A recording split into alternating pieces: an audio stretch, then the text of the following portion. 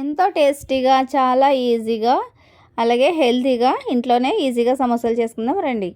ఇది కూడా గోధుమ పిండి వేసుకున్న ఒక కప్పు, అందులోకి కొంచెం సరిపడగా సాల్ట్, 2 స్పూన్స్ ఆయిల్ కూడా వేసి కొంచెం కొంచెం వాటర్ పోసుకుంటూ ఇలా పిండి ముద్దలా కలిపి పెట్టుకోండి.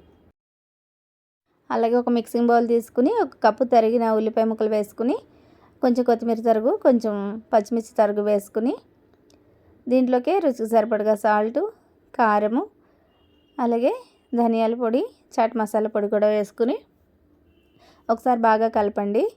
ఇది మంచిగా కలిపిన తర్వాత దీంట్లోకి 1/2 కప్ అటుకులు వేసుకుని, ఈ అటుకులు ఉల్లిపాయ ముక్కలు అన్నీ కలిసేలాగా బాగా కలపండి. మొత్తం కింద మీద మొత్తగా కలిపిన తర్వాత ఇది పక్కన పెట్టేసుకోండి.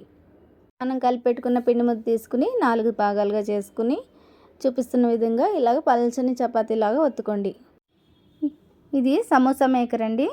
మీషోలో ఆర్డర్ పెట్టాను. చాలా బాగుంది, మంచి స్ట్రాంగ్గా ఉంది. అలాగే ఒకేసారి 24 సమోసాలు చేసుకోవచ్చు అనమాట. చూసారా, మనం షీట్ చేసుకున్నాం కదా, అది ఇలా వేసేసి ఈ గ్యాప్లో మనం చేసుకున్న ఈ మిశ్రమాన్ని వేసేసి దీనిపైన ఇంకొక చపాతీ ఇలాగా స్ప్రెడ్ చేసేసేయండి. చేసిన తర్వాత ఇలాగ ఒకసారి ఒత్తేసుకుంటే ఒకేసారి 24 సమోసాలు వచ్చేసాయి అనమాట. వేడివేడి ఆయిల్లో వేసుకుని మీడియం ఫ్లేమ్లో మంచిగా కాల్చుకుంటే మంచి క్రిస్పీగా వస్తాయి. బొంబాయి రవ్వ అనేది ఇంకా కొంచెం వేసుకుంటే ఇంకా క్రిస్పీగా చాలా బాగా వస్తాయి అన్నమాట.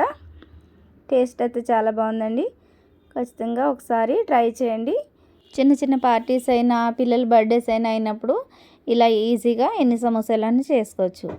వీడియో నచ్చితే లైక్ చేయండి.